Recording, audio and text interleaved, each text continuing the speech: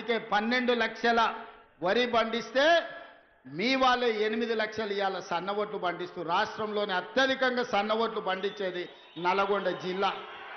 ఇవాళ అత్యధికంగా రుణమాఫీ జరిగినా అత్యధికంగా సన్నవొట్లకు బోనస్ వచ్చినా అది నల్గొండ జిల్లాకే అత్యధికంగా వచ్చింది.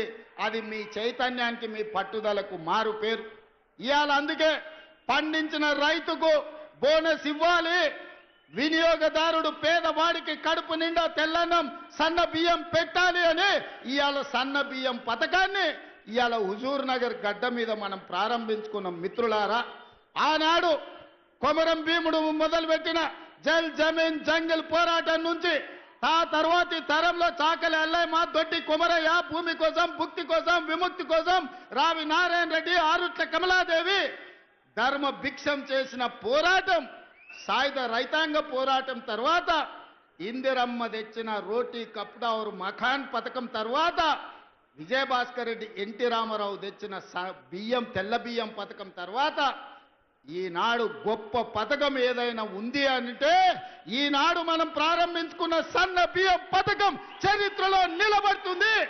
ఆ చరిత్రకు హుజూర్ నగర్ వేదిక కావడం తెలంగాణ ప్రజల యొక్క అదృష్టం అని చెప్పి ఈనాడు నేను చెప్పదలుచుకున్న. మిత్రులారా, ఇది ఆషామాషి పథకం కాదు.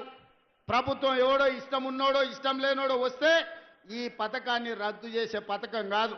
చరిత్రలో ఎవరు వచ్చినా ఎన్ని తరాలు మారినా ఏ ప్రభుత్వం ఎవరు ముఖ్యమంత్రి అయినా ఈ సన్న బియ్యం పథకాన్ని రద్దు చేసే ధైర్యం చెయ్యరు. ఇది శాశ్వతంగా చరిత్రలో నిలిచిపోయే పథకం. ఆ పథకాన్ని ఇయ్యాల మీరందరూ వేలాది మంది యువకులే కాదు, వేలాది మంది ఆడబిడ్డలు హెలికాప్టర్ నుంచి నేను చూస్తే చీమల దండ